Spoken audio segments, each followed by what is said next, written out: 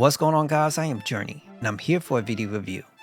This time for Resident Evil 2, the GOG edition. This edition is based off its original PC release, much like how Resident Evil 1 was, which is part of a trilogy that's going to consist of all three original Resident Evils. Your main characters are Leon S. Kennedy and Claire Redfield.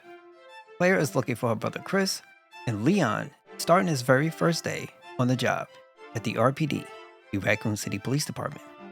In the midst of all this, there's a zombie apocalypse going on, so much for his first day. And while Claire gets to the precinct, she's still, throughout the game, looking for her brother Chris, any kind of clues that she could find. So you use your two characters as they work together, solve puzzles, dodge zombies, and try to conserve their ammo. It's your job to get them through to the end.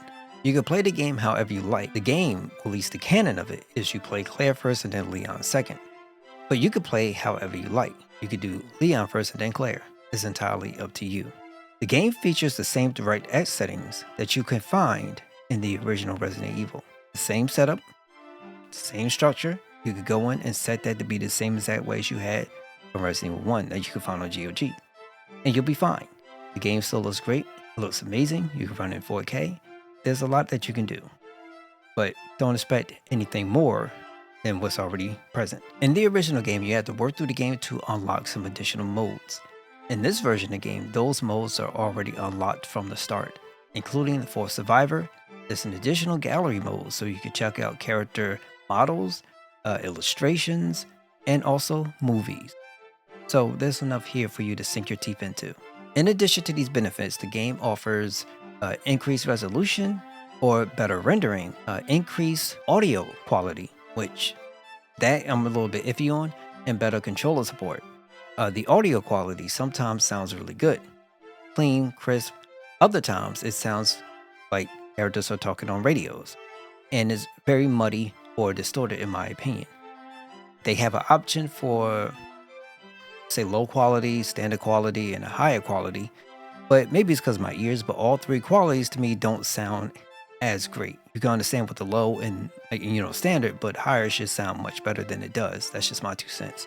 So I'm not too sure if it's just my speakers or my sound bar or whatever the case may be, but the game doesn't always sound great the way I feel like it should. But for the most part, compared to what we have, at least individuals that which we have access on PC, this or emulation, I still recommend going down this route.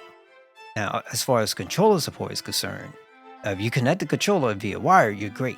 But if you try to connect it wireless, it gets funky and pretty buggy. Whether you're playing through GOG or you incorporate the game into Steam as a non-Steam game. I've done both methods, and there was a point in time where I was stuck 5 hours just going through reboots to my system, starting the game, not working, and then I'll start let's say, start Claire's and it wouldn't work. Then I'll go start Leon's and then all of a sudden magically it will work. I'll go back to Claire's and then Claire's not working.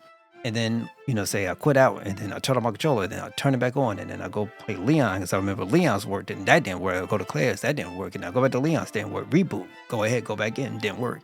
So it has this weird thing. I don't know if it can tell, or I don't know if it just can recognize it or not. But I know wire, you really won't have much of an issue.